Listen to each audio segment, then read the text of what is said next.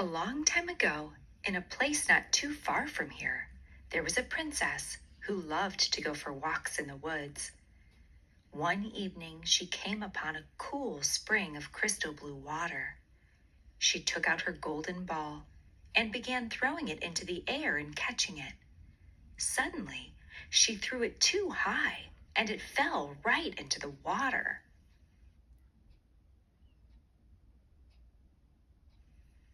The princess was upset and began to cry. "Alas, I have lost my favorite possession.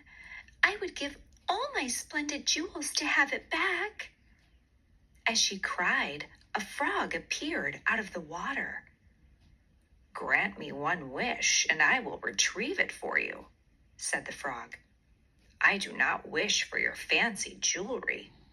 I wish to live with you and eat from your golden plate and sleep in your warm bed." The princess had an idea.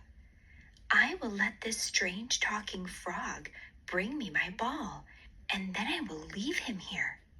So she promised to grant his wish. The frog jumped into the water and soon returned with the ball. The princess was overjoyed. She grabbed the ball and ran back to the castle as fast as she could.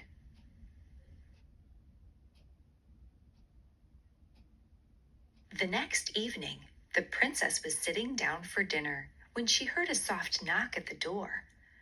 Then a voice said, "Open the door, my princess dear. Open the door to thy true love here, and honor the promise to me thou made by the spring so cool in the greenwood shade." The princess ran to the door and opened it. Realizing it was the frog, she closed the door as quickly as possible. She returned to the table looking quite upset. "There is a terrible talking frog at the door," said the princess. "He retrieved my ball from a spring, and in return, I promised he could live here. I never thought he would make it all this way." The king, being a very honorable man, replied, "If you made a promise, you must keep it. Let the frog in."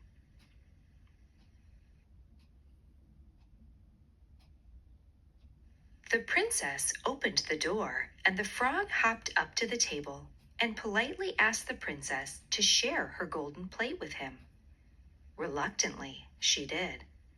Once the frog had eaten, he politely asked the princess to take him to her bed to rest. The princess took him and placed him on her pillow. There, he slept all night long. At the first light, the frog awoke, hopped downstairs, and left the castle. "Oh, good," said the princess. "He is gone. I will have to deal with him no more." But she was mistaken, for the very next night she heard the same knocking at the door. She opened the door. The frog ate his fill, and he slept upon her pillow all night long. In the morning, as the day before, he simply hopped away. Then the frog came again a third night.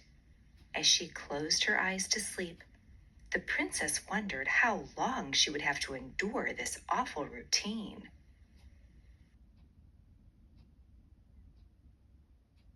But the next morning, when the princess awoke, the frog had turned into a handsome prince.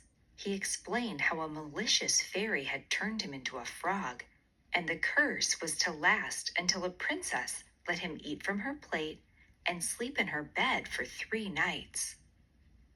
"You have broken this cruel enchantment. Now my new wish is that we will return to my father's kingdom, and you will marry me," the prince proclaimed.